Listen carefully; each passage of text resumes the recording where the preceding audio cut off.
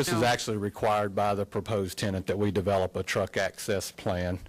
Basically what they would be doing is coming in at the entrance furthest to the west, traveling in and behind the shops, making the S turn and going around, and then they back into the loading dock area. If you can just kind of... I've actually modified this entrance here by Home Federal to accommodate the turns for trucks. Come around through here. Little S turn you were talking about? We're discussing that now. We do.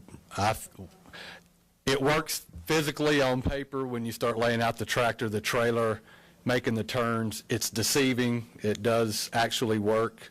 You don't have to make as sharp of a turn there, and your trailer does not drag across that island like it would appear that it does because you're already making the right turn again.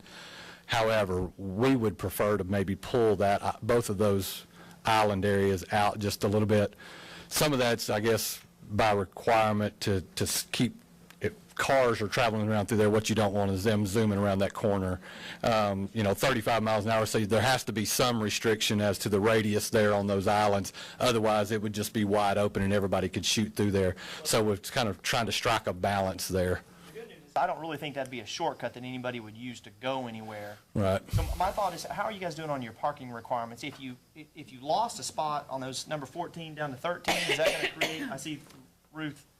Obviously, are we right at the parking requirement? No, our parking requirements are much lower than the tenant's parking requirements, so they're way above our requirements. My thought would be is if you pulled that island basically in and reduced from 14 to 13, again, you see a lot of places, and even in Turkey Creek, where you guys have had to go back in and put river slicks and other things because all the trucks drive through the islands.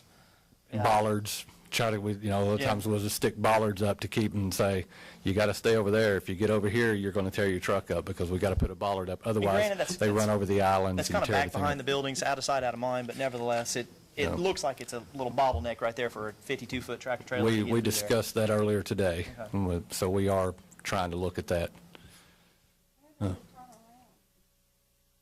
They won't. They'll just pull straight out. Back in. Oh, okay. Notice this turning radius is a little less tight than this turning radius because the anticipated directions the trucks will turn out, their tail end will kind of drag a little bit as they turn out here, so that they made that a little wider turning radius, and then they'll go out at the traffic signal.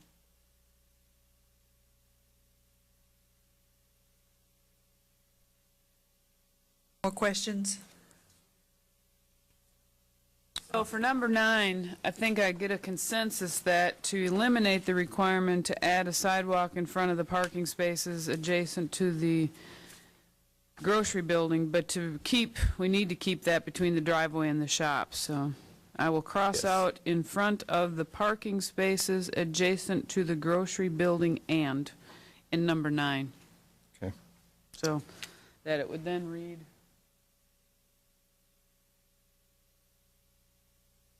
add a sidewalk between the driveway and the shops for number 9. One final Yes. question. I see what appears to be that your cardboard compactor back behind the building is what I assume this is. This little apparatus is kind of coming off at a funny angle behind the grocery. Is that your compactor? Compactor. Where's your dumpster enclosure? I see your dumpster enclosures for the shops, but I don't see any dumpster enclosures for.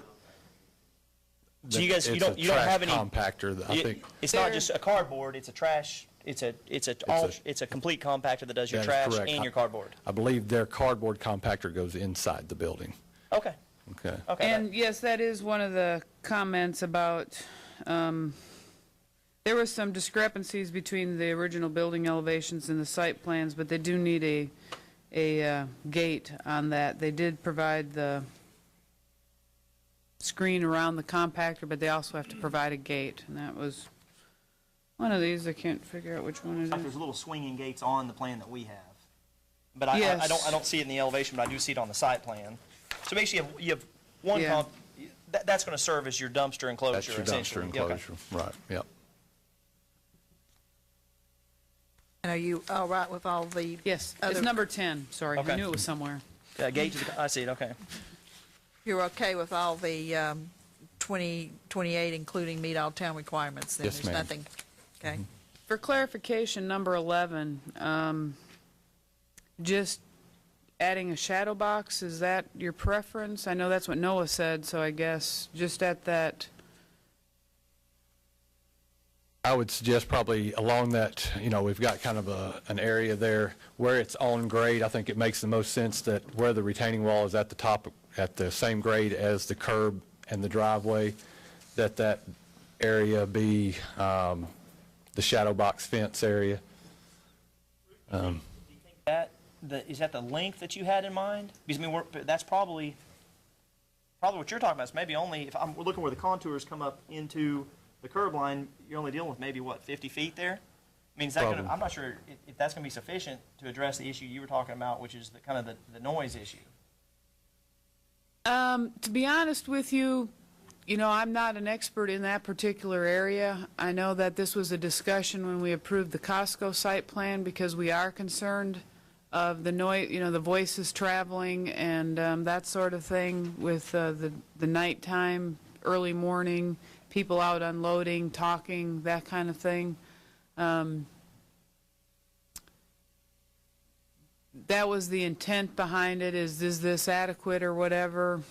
I'm not really sure how, other than adding a wall actually around it, maybe this side in addition to that, but I know that you said they're worried about enclosed areas. Well, again, when it gets down to having security cameras and things, they like to be able to see every access point around their building when they start getting solid walls, and that was the reason behind the fence. Our original approach to them was to enclose the loading dock itself, and that's where the security issue came up, is that they like to be able to have visibility from security cameras across the back of their building.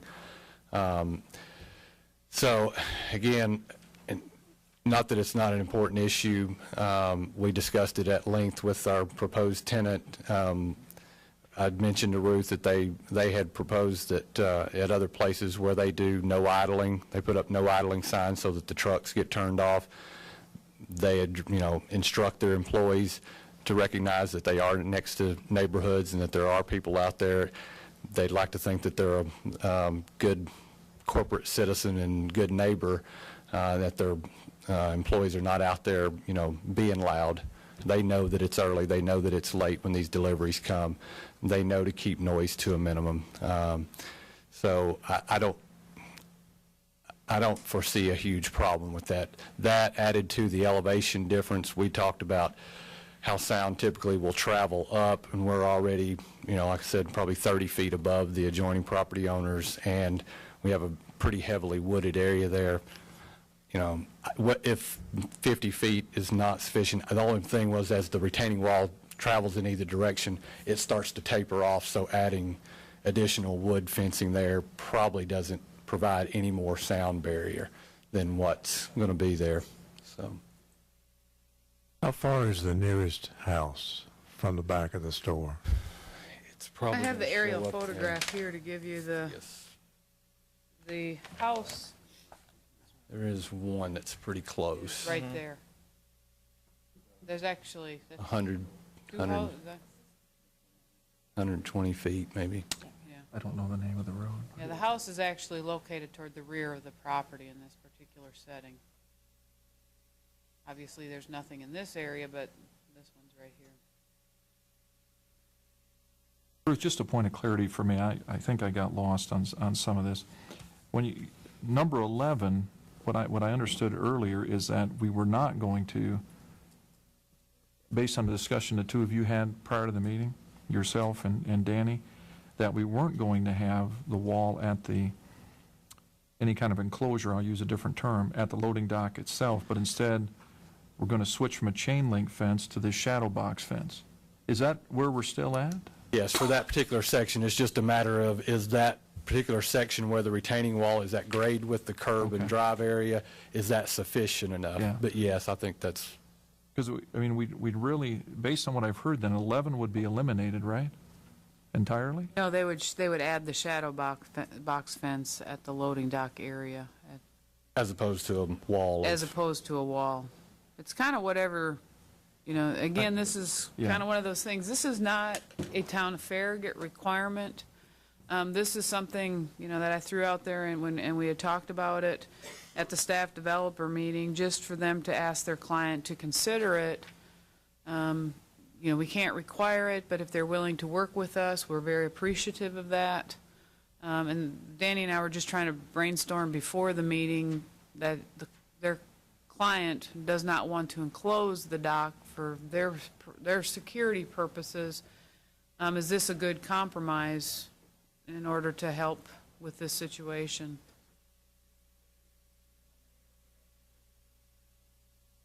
That dock's going to be.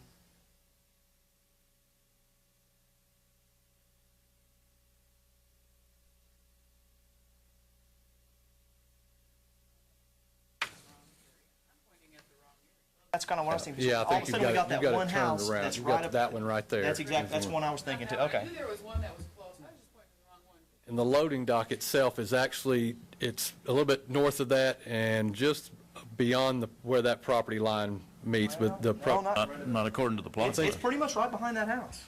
I mean, I'm Is it? looking at the property lines. Basically right off that corner, Yeah, about right in here. It is right at. but it'd be obviously outside the buffer. So you got 50 feet of distance. Unfortunately, that house is probably right on their setback. So maybe you're talking maybe 75 feet from the back of the house to the edge of the buffer. And then, Why the house is pushed as far back Oh, okay. as they have. There's actually a stream that runs through that area. No, this is Heron Road, right here. This is Heron Road right here.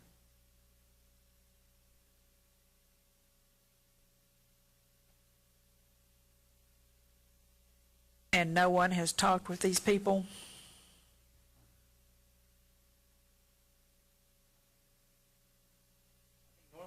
By adjacent homeowners if there's a rezoning, but not for a site plan, right? Right. Fine, and we send postcards, but for site plans, we do not. I think the shadow box is a step in the right direction. I think if you scale it off, that rear property line's 210 feet. I'm just concerned that 50 feet is not really going to do it.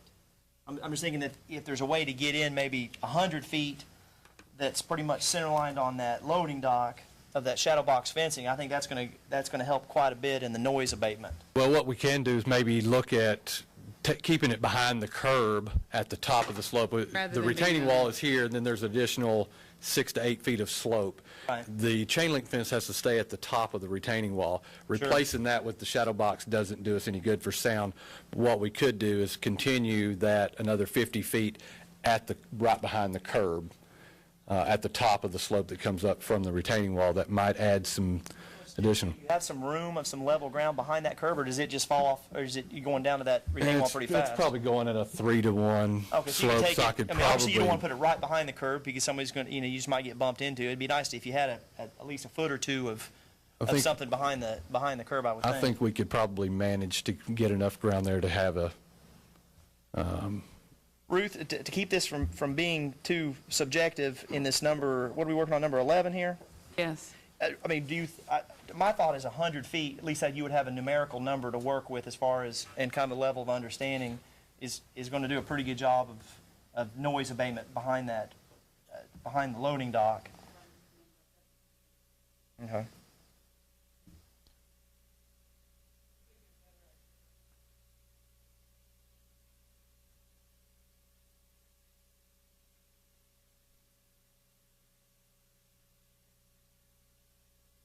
Yeah, it's right.